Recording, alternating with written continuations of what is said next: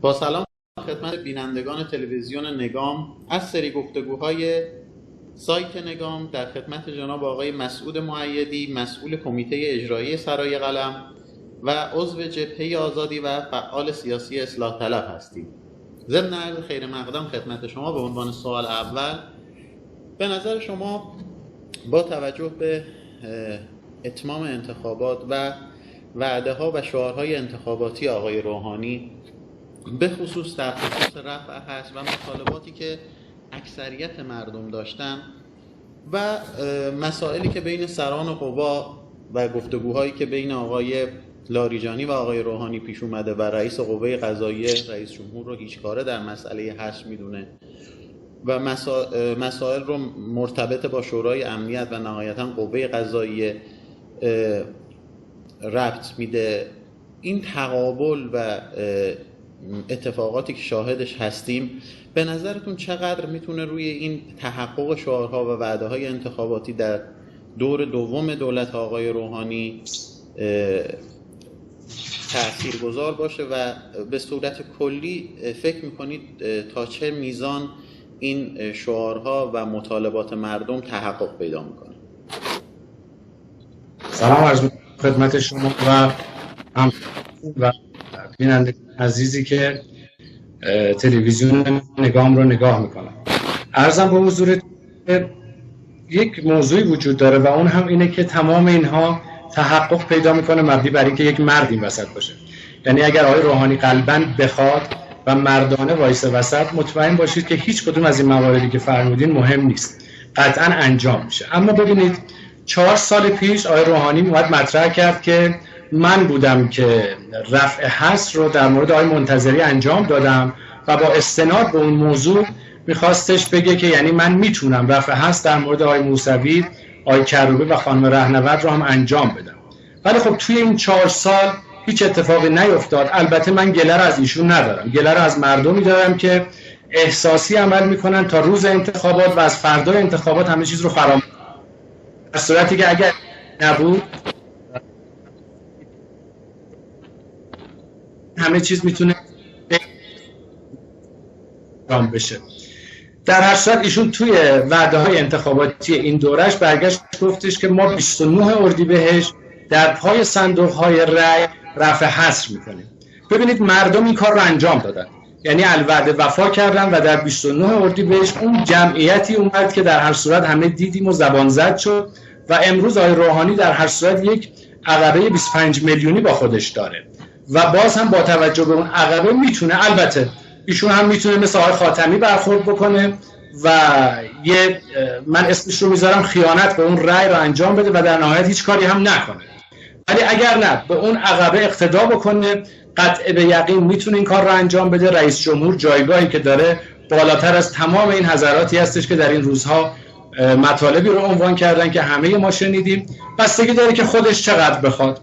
ولی از اینجا بهش میگم آقای روحانی، مردم 29 اردیبهشت ماه به شما لبیک گفتند و امیدوارم که از اینجا به بعد مردم مطالبه محور باشند و پیگیری اون مطالباتی که در کمپین های انتخاباتی این دوره انجام شد رو انجام بدن که بعد دیگه دوباره سرخورده نشن، حکایت مجلس آقای عارف در بیاد و عرضم به حضور شما گله و گله گذاری. هیچ گله ای نیست، فقط گله از خود مردم هست و امیدوارم که آقای روحانی هم مرد و مردونه وایسه. من معتقدم که فقط یه مرد میخواد این وسط، یعنی اینکه مصلحت اندیشی نکنه، وعده هایی رو که داده انجام بده. یکیش هم از مهمترینشون هم همین وعده رفع حصر هستش و میگم امیدوارم که فقط به این رأی 25 میلیونیشون خیانت نکنه. در خدمتتون هستم. این که میفرمایید واقعا یک مرد میخواد، یعنی تمام اختیار رو در حیطه به قولی اختیارات رئیس جمهور میبینید، اما شاهد هستیم که عملا این در حدود اختیارات رئیس جمهور شاید نباشه و ایشون بتونه درخواستای مکرر بده، جلسات مختلف بذاره با رهبری، با به هر حال ارکان دیگه و این تحقق پیدا نکنه. این شاید یک خواسته‌ای باشه که تمام تلاشش رو هم ایشون بتونه انجام بده اما نهایتاً به نتیجه نرسه و اون وقت میشه از ایشون گله کرد. ببینید اساس حصر اصلا غیر قانونیه. این عزیزان ما هنوز نه دادگاهی شدند، نه در دادگاه صالحه محاکمه شدن. اساس این قصه غیرقانونی هستش. الان یه چیز حدود 7 سال هستش که این عزیزان غیرقانونی در حبس هستند و فراموش نکنید رئیس جمهور شخص دوم مملکت و ناظر بر قانون اساسی هستش. اتفاقا رو همین نقطه میتونه دست بذاره و عرض کردم با همون عقبه ملتی که پشتش بودن و رأی بهش دادن دقیقاً همه این کارا رو میتونه انجام بده. ببینید در تاریخ انقلاب اسلامی ما در 37 سال گذشته هر وقت کسی به پشتوانه مردم اومده وسط و محکم وایساده، تا ته محکم وایساده، قطع به یقین نتیجه گرفته. یعنی ما هم به صورت تئوری روی ورق کاغذ این قضیه رو داریم و هم به صورت عملی و تجربی داریم این موضوع رو که خود ایشون داره میگه که من بودم که رفتم رفع حبس کردم از آقای منتظری. فراموش نکنیم آقای منتظری سال 76 رفت تو حبس، مطالبات مردمی در نهایت باعث شد که ایشون رفع حبس بشه، نه اینکه عزیزان بخوان. و این رو هم خوب میدونیم که بالاخره آقای روحانی یکی از این کسایی بوده که پای رفع حبس امضا زده. یعنی اگر در شورای عالی امنیت ملی این اتفاق افتاده ایشون اون موقع دبیر بوده و امضا زده. متوجه هستید؟ ولی میخوام بهتون بگم که با توجه به جایگاه حقوقی که آقای روحانی داره و با توجه به حمایتی که این دوره ازش شد و البته مطالبات مردمی و اینکه مردم هم مطالبه گر باشن، یعنی اگر مردم هم مطالبه گر نباشن ایشون هم باز هیچ کاری نمیتونه بکنه. اینا یک سری زنجیره هایی که به هم وصله. اگر مردم واقعا مطالبه گر باشن، یعنی اگر مردم 30 خرداد 30 اردیبهشت ماه میگفتن آقای روحانی به اندازه 24 ساعت برای رفع حبس چه کردی؟ 31 اردیبهشت ماه آقای روحانی به اندازه 48 ساعت برای رفع حبس چه کردی؟ و ایشون خودش رو مجاب بکنه به اینکه بیاد بشینه و پاسخگو باشه. یعنی اینکه سر ماه بیاد بشینه بگه آقای مردم من خواستم و نشد. یعنی یک مطالبه مردمی رو هم ایجاد بکنه. قطع به یقین من معتقدم که رفع حبس میشه. حالا البته بحث حبس بحث‌های حقوقی دیگه هم داره و فقط به این قصه خلاصه نمیشه. ولی اگر فرض کنیم که از مفروضاتمون فقط این رو بذاریم که آقای روحانی اراده بکنه مردم هم پشتش بیان، من معتقدم که قطع به یقین اتفاق میفته. اونتا مهم اینه که واقعا آقای روحانی میخواد یا نه. صحبت‌هایی رو از آقای روحانی شنیدیم چند روز گذشته مبنی بر این که گلایه‌های سربسته به قولی از بعضی از ارکان دولت و حالا وزرا، معاونین یا سطوح استانداران داشت که برخی به صورت شیشتان حالا با دولت همکاری نکردند و این به هر حال زمینه‌ای هستش که احساس میشه کابینه تغییرات جدی و زیادی رو خواهد داشت. در این خصوص به نظرتون تا چه میزان این کابینه دستخوش تغییر و تحول خواهد بود؟ آیا افراد رادیکالتری به کابینه اضافه میشن؟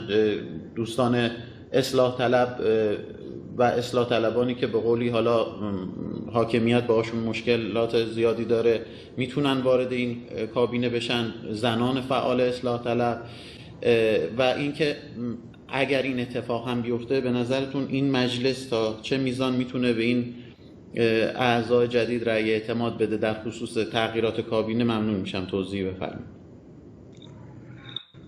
عرضم به حضورتون که سال 92 که آقای روحانی اومد، وقتی که آقای نجفی با یک دونه رأی موفق نشد که به کابینه راه پیدا بکنه، ایشون قول دادن که من بعد از جابجایی در مجلس قطع به یقین خودشون قول 4 تا وزیر رو دادن که من 4 تا وزیر رو عوض میکنم که خب متاسفانه این اتفاق نیفتاد.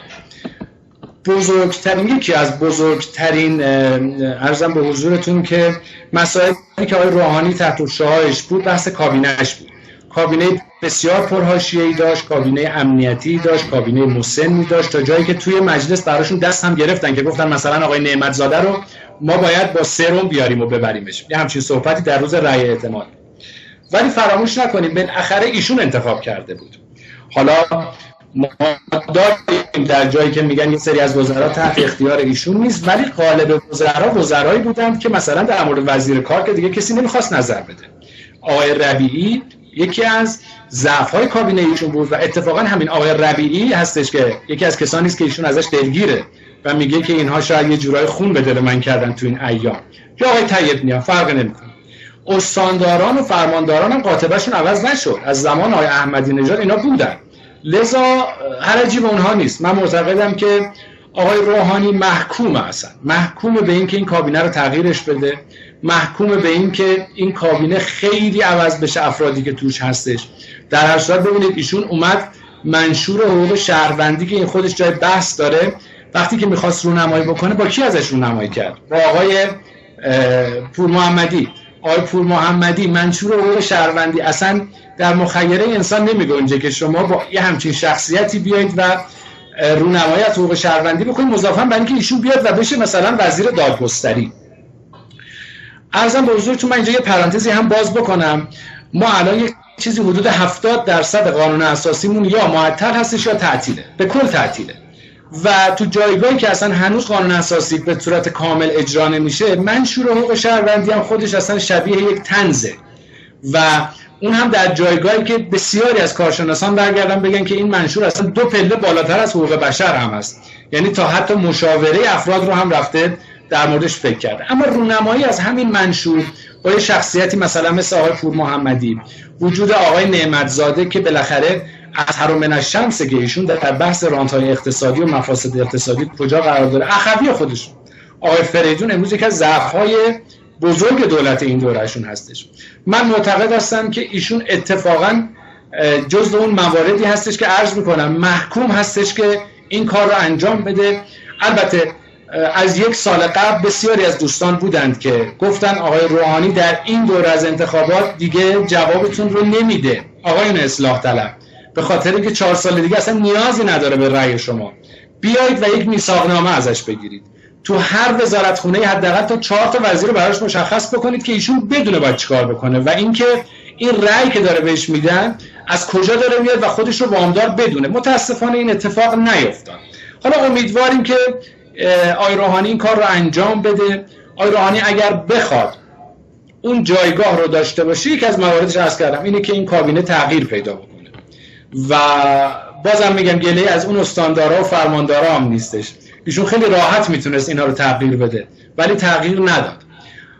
عزیز دل ما آقای دکتر خضری جمله‌ای دارن، من یک روایتی ازشون بکنم. آقای جهانگیری زمانی که اومدن در رأس کار دستور دادن که آقای ترکان برن در وزارتخونه ها مشغول بشن و مفاسد اقتصادی آقای احمدی نژاد رو در بیارن در کلیه وزارتخونه. توی این 4 سال فقط گفتن که اینها خوردند و بردند و یک برگ هم رو نشد و یک برگ سند هم بر علیه آقای احمدی نژاد داده نشد به دادگاه، مضافاً بر این که استانداران تغییر نکردن، فرمانداران تغییر نکردن، اصلا شاکله اداری تغییر نکرد اون حد که باید انتظار می. عرضم به حضورتون که در قسمت اون در مورد بخش دوم سوالتون هم در مورد مجلس امیدوارم که این اتفاق بیفته. در حسرت فراکسیونی هستش که 120 تا نماینده پای کار داره و اینها جزو اون فراکسیون اصلاح طلبان هستن و امیدوارم که این کابینه بتونه رأی اعتماد رو بیاره.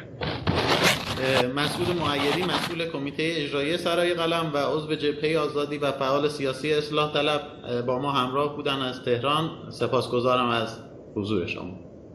ممنونم از شما و تلویزیون خودت.